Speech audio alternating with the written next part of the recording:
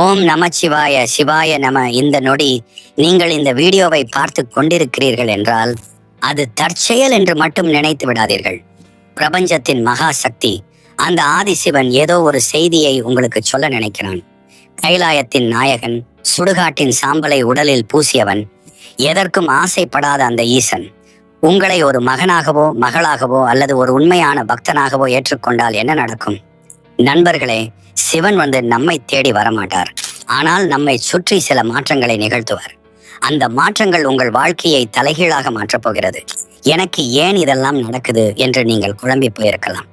ஆனால் அந்த ஒவ்வொரு குழப்பத்திற்கும் பின்னால் ஈசனின் ஒரு பெரிய பிளான் இருக்கிறது. நிஜமாகவே சிவன் உங்களை ஏற்றுக்கொண்டாரா? சிவபெருமான் உங்கள் கையை பிடித்து கொண்டு உன்னோடு நான் இருக்கிறேன் என்று மறைமுகமாக சொல்கிறாரா? இதை கண்டுபிடிக்கத்தான் இந்த வீடியோ. இன்றைக்கு நாம் பார்க்க போகும் இந்த 5 அறிகுறிகள் வெறும் சாதாரண விஷயங்கள் கிடையாது. உங்கள் ஆன்மாவின் பயணம். இதுல சொல்ல போகும் ஒவ்வொரு வார்த்தையும் உங்கள் இதயத்தோடு பேசும். நீங்கள் வாழ்க்கையில் தோற்று போய் அமர்ந்திருக்கலாம், உங்களை எல்லாரும் கைவிட்டு இருக்கலாம், அல்லது யாருமே எனக்கு இல்லையே என்று தனிமையில் அழுது கொண்டிருக்கலாம். ஆனால் கவலைப்படாதீர்கள். உலகமே உங்களை கைவிட்டாலும் உலகம் போற்றும் அந்த ஈசன் உங்களை அரவணைக்க தயாராகிவிட்டான் என்பதற்கான சாட்சிகள் இவை. இந்த வீடியோவை நீங்கள் இடையில் ஸ்கிப் செய்தால் உங்களுக்கான அந்த முக்கியமான செய்தியை நீங்கள் இழக்க நேரிடும். ஏனெனில் 5வது அறிகுறி உங்கள் வாழ்க்கையின் மிகப்பெரிய ரகசியத்தை உடைக்கப் போகிறது. தயாரா? உங்கள் மனக்கண்ணில் அந்த நெற்றிக்கண் நாயகனை நினைத்துக் கொள்ளுங்கள். இதோ சிவன் உங்களை ஏற்றுக்கொண்டதற்கான அந்த 5 தெய்வீக அறிகுறிகள். அறிகுறி 1, தனிமையின் மீது திடீர் ஈர்ப்பு மற்றும் அமைதி. சிவன் உங்களை ஏற்றுக்கொண்டார் என்பதற்கான முதல் மற்றும் மிக முக்கியமான அறிகுறி உங்கள் மனதுக்குள் ஏற்படும் அந்த விவரிக்க முடியாத அமைதி. பொதுவாக மனிதர்கள் கூட்டத்தை விரும்புவார்கள், நண்பர்களுடன் அரட்டை அடிக்க ஆசைப்படுவார்கள், சத்தமான இடங்களை தேடி ஓடுவார்கள். ஆனால் ஈசனின் அருள் உங்கள் மீது விழத் தொடங்கும் பொழுது உங்கள் சுபாவம் மெல்ல மெல்ல மாறத் தொடங்கும். முன்பெல்லாம் தனிமை என்றால் உங்களுக்கு பயமாக இருந்திருக்கலாம், அல்லது அது ஒரு தண்டனையாக தெரிந்திருக்கலாம். ஆனால் இப்பொழுது அந்த தனிமையே உங்களுக்கு ஒரு வரமாக தோன்றும். இது மற்றவர்கள் உங்களை வெறுப்பதாலோ அல்லது நீங்கள் மற்றவர்களை தவிர்ப்பதாலோ ஏற்படுவது அல்ல. மாறாக உங்கள் உள்ளுக்குள் இருக்கும் அந்த ஆதிசிவன் உங்களை அவரோடு பேச அழைக்கிறான் என்று அர்த்தம். வெற்று பேச்சுகள் உங்களை சோர்வடைய செய்யும். தேவையற்ற விவாதங்களில் இருந்து நீங்கள் ஒதுங்கி நிற்கத் தொடங்குவீர்கள். ஏன் எல்லாரும் இவ்வளவு சத்தம் போடுகிறார்கள் என்ற எண்ணம் உங்களுக்குள் எழும். இந்த உலகத்தின் இரைச்சலை விட உங்கள் இதய துடிப்பும் உங்கள் மூச்சு காற்றும் உங்களுக்கு பெரிய ரகசியங்களை சொல்லிக் கொடுக்கும். இந்த தனிமையில் ஒரு பேரமைதி இருக்கும். ஒரு மரத்தடியில் அமர்ந்திருக்கும் போதோ அல்லது அமைதியான ஓர் அறையில் இருக்கும் போதோ நீங்கள் ஒருபோதும் தனிமையாக உணர மாட்டீர்கள். ஏதோ ஒரு பெரும் சக்தி உங்களை அரவணைத்துக் கொண்டிருப்பதை உங்களால் உணர முடியும். அந்த தந்தை உங்களை உலகியல் மாயைகளில் இருந்து மெல்ல விடுவித்து உங்களை உற்று நோக்க வைக்கிறான். புறக்கண்களால் உலகத்தை பார்ப்பதை நிறுத்திவிட்டு அகக்கண்களால் உங்கள் ஆன்மாவை பார்க்க தொடங்கும் அந்த புள்ளியே சிவனின் அருகாமை. இந்த அமைதி உங்கள் கோபத்தை குறைக்கும், உங்கள் பதற்றத்தை போக்கும், எதற்கும் கலங்காத ஒரு மனநிலையை தரும். இது ஒரு துறவியின் மனநிலை அல்ல, இது ஒரு பக்தன் தன் இறைவனோடு ஒன்றும் உன்னதமான தருணம். உங்கள் தனிமை ஒரு தவம் போல மாறத் தொடங்கினால் சந்தேகமே வேண்டாம், சிவபெருமான் உங்களை முழுமையாக ஆட்கொண்டு விட்டார். அறிகுறி 2, பொருள்சார் ஆசைகளில் இருந்து விலகுதல். இந்த உலகமே மாயை என்று சித்தர்கள் சொன்னதன் உண்மையான அர்த்தம் ஈசனின் அருள் உங்களுக்கு கிடைக்கும் போதுதான் புரியத் தொடங்கும். சிவன் உங்களை ஆட்கொண்டால் உங்கள் ஆழ்மனதில் ஒரு மிகப்பெரிய மாற்றம் நிகழும். அதுதான் பொருள்சார் ஆசைகளில் இருந்து விலகுதல். இது எல்லாவற்றையும் விட்டுவிட்டு ஓடுவதல்ல, எதன் மீதும் ஒட்டுதல் இல்லாமல் வாழ்வதாகும். முன்பெல்லாம் புதிய பொருட்கள் வாங்குவதிலும் ஆடம்பரமான வாழ்க்கையை மற்றவர்களுக்கு காட்டுவதிலும் உங்களுக்கு ஒரு பெரிய ஆர்வம் இருந்திருக்கலாம். விலையுயர்ந்த உடைகள், நவீன கருவிகள் அல்லது உலகியல் புகழுக்காக நீங்கள் ஏங்கி இருக்கலாம். ஆனால் அந்த தந்தை உங்களை தொட்ட பிறகு இவை அனைத்தும் வெறும் சக்கையாக தோன்றும். ஒரு காலத்தில் எதற்காக அலைந்து திரிந்தீர்களோ அது இப்போது கிடைத்தால் கூட உங்களுக்குள் எந்த பெரிய சலனமும் ஏற்படாது. இது எனக்கு வேண்டும், அது எனக்கு வேண்டும் என்ற அந்த தவிப்பு மெல்ல மெல்ல மறைந்து இருப்பதை கொண்டு நிம்மதியாக வாழ்வோம் என்ற ஒரு நிறைவு உங்கள் மனதிற்குள் குடியேறும். சிவபெருமான் ஒரு சுடுகாட்டு சாம்பலை பூசிக்கொண்டு எதற்கும் ஆசைப்படாத ஒரு வைராக்கியத்தின் உருவமாக இருப்பவர். அவரை நீங்கள் நெருங்கும் பொழுது அந்த வைராக்கியம் உங்களையும் தொற்றிக்கொள்ளும். மற்றவர்கள் உங்களை விட உயரமாக போவதை பார்த்தோ அல்லது மற்றவர்களிடம் இருக்கும் செல்வத்தை பார்த்தோ உங்களுக்கு இனி பொறாமை வராது. ஏனெனில் அழிந்து போகும் இந்த உலகப் பொருட்களை விட அழியாத ஒரு பெரும் சக்தியான சிவனை நீங்கள் கண்டடைந்து விட்டீர்கள் என்ற ஒரு நிம்மதி உங்கள் ஆழ்மனதில் இருக்கும். இந்த நிலை உங்களை ஒரு வலிமையான மனிதனாக மாற்றும். எதற்கும் ஆசைப்படாத ஒருவனை யாராலும் அச்சுறுத்த முடியாது, யாராலும் வீழ்த்த முடியாது. தேவையற்ற ஆசைகள் குறையும் போது உங்கள் மனம் பாரமில்லாமல் ஒரு இறகை போல லேசாகும்.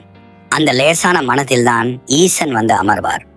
உங்கள் தேவைகள் சுருங்கி உங்கள் ஆன்மீக தேடல் விரிவடைகிறது என்றால் அந்த ஆதிசிவன் உங்களை ஒரு சிறந்த பக்தனாக மாற்றிக் கொண்டிருக்கிறார் என்று அர்த்தம். அறிகுறி 3. பிரம்ம முகூர்த்தத்தில் ஏற்படும் விழிப்புணர்வு. இரவின் அமைதியில் உலகம் உறங்கிக் கொண்டிருக்கும் வேளையில் சரியாக அதிகாலை 3 மணி முதல் 5 மணிக்குள் உங்கள் கண்கள் தானாகவே திறக்கிறதா? அலாரம் இல்லாமலேயே அந்த நேரத்தில் உங்கள் தூக்கம் கலைகிறதா? அப்படியென்றால் அது தற்செயலான நிகழ்வு அல்ல. அது அந்த ஆதிசிவன் உங்களை மெல்ல தட்டி எழுப்பும் தருணம். இதையே ஆன்மீகத்தில் பிரம்ம முகூர்த்தம் என்று அழைக்கிறோம். இந்த அதிகாலை வேளையில் பிரபஞ்சத்தின் ஆற்றல் மிக அதிகமாக இருக்கும். மற்ற நேரங்களை விட இந்த நேரத்தில் இறைவனுக்கும் மனிதனுக்கும் இடையிலான இடைவெளி மிக குறைவாக இருக்கும் என்று சொல்லப்படுகிறது. சிவன் உங்களை ஏற்றுக்கொண்டால் உங்கள் ஆன்மா அந்த பேரொளியுடன் இணைய துடிக்கும். அதனால்தான் ஆழ்ந்த உறக்கத்தில் இருந்த உங்களை ஏதோ ஒரு சக்தி மென்மையாக தூண்டுகிறது. அந்த அதிகாலை நேரத்தில் எழுந்து அமரும்போது உங்கள் மனதில் தேவையற்ற எண்ணங்கள் இருக்காது. ஒரு விதமான விவரிக்க முடியாத அமைதியும் புத்துணர்ச்சியும் உங்களை சூழ்ந்திருக்கும். அந்த நேரத்தில் நீங்கள் செய்யும் ஒரு சிறிய வேண்டுதலோ அல்லது ஓம் நமச்சிவாய் என்ற ஒரு மந்திரமோ பல மடங்கு சக்தியை உங்களுக்கு தரும். பலர் அதிகாலையில் எழுவதை கடினமாக உணர்வார்கள். ஆனால் ஈசனின் அருள் பெற்றவர்களுக்கு அந்த நேரத்தில் எழுவது ஒரு பாரமாக தெரியாது. மாறாக அந்த அமைதியான சூழலில் சிவனை நினைப்பது ஒரு பெரும் இன்பமாக தோன்றும். உங்கள் உடல் சோர்வடைந்திருந்தாலும் உங்கள் ஆன்மா அந்த நேரத்தில் விழிப்புடன் இருக்க விரும்பும். சிவன் ஏன் உங்களை இந்த நேரத்தில் எழுப்புகிறார்?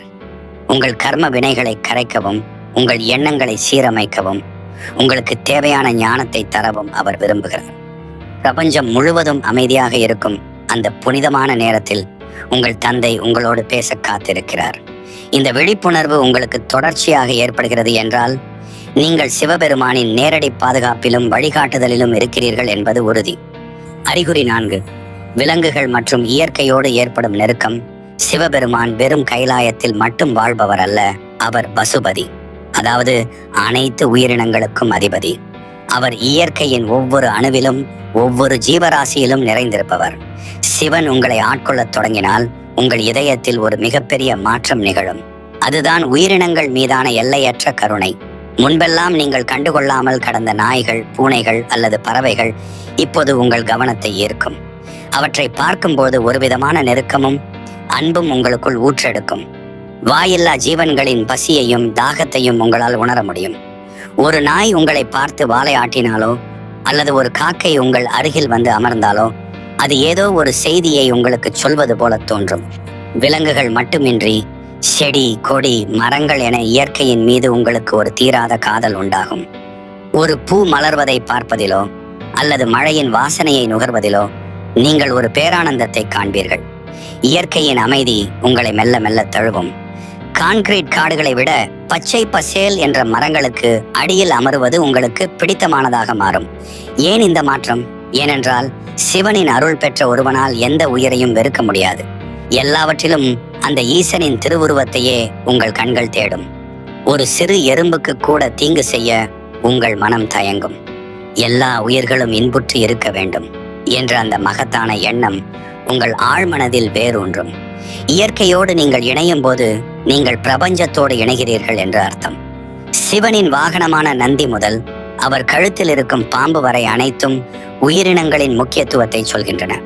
எனவே காரணமே இல்லாமல் விலங்குகளிடமும் இயற்கையிடமும் உங்களுக்கு ஒரு பிணைப்பு ஏற்படுகிறது என்றால் அந்த பசுபதி உங்களை சிவமயமாக்கிக் கொண்டிருக்கிறார் என்பது உறுதி. அறிகுறி 5.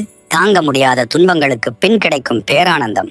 சிவபெருமான் ஒருவரை ஆட்கொள்ள முடிவு செய்துவிட்டால் முதலில் அவர் செய்வது அந்த மனிதனை சுற்றியுள்ள மாயை என்னும் திரையை கிழிப்பதுதான். இது பல நேரங்களில் ஒரு பெரிய போராட்டமாகவோ அல்லது தாங்க முடியாத துன்பமாகவோ உங்களுக்கு தோன்றலாம். நீங்கள் உயிருக்கு உயிராக நேசித்தவர்கள் உங்களை கைவிடலாம். உங்கள் தொழில் அல்லது வேலையில் பெரிய இழப்புகள் ஏற்படலாம். அல்லது உடல் ரீதியான வேதனைகளை நீங்கள் சந்திக்கலாம்.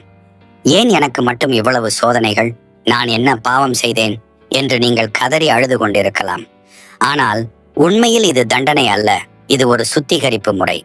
ஒரு தங்கத்தை நெருப்பில் வாட்டினால்தான் அதன் அழுக்கு நீங்கி ஜொலிக்கும்.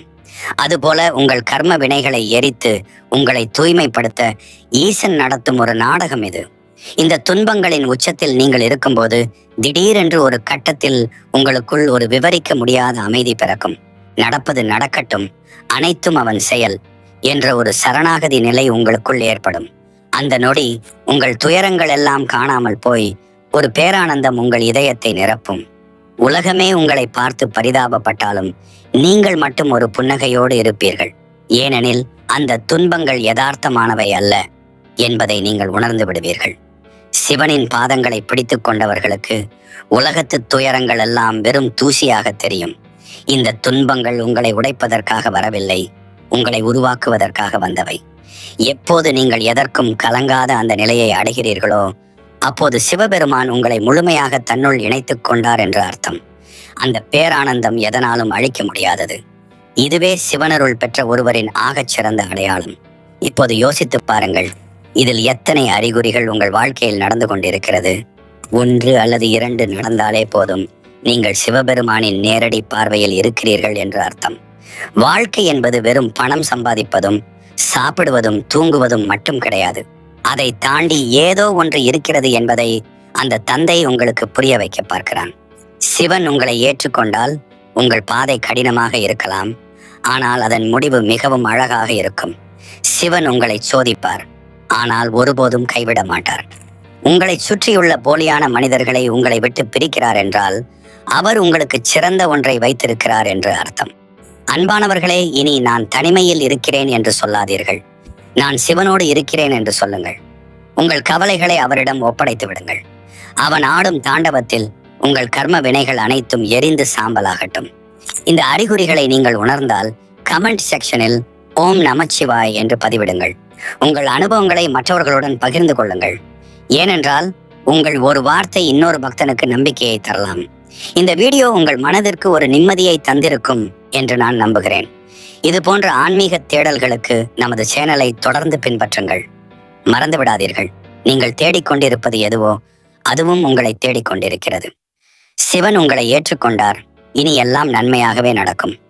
அடுத்த ஒரு அற்புதமான வீடியோவில் உங்களை சந்திக்கும் வரை உங்களிடமிருந்து விடைபெறுவது உங்கள் அன்பான சிவபாதை. தென்னாடுடைய சிவனே போற்றி, எந்நாட்டவர்க்கும் இறைவா போற்றி. ஓம் சாந்தி சாந்தி சாந்தி.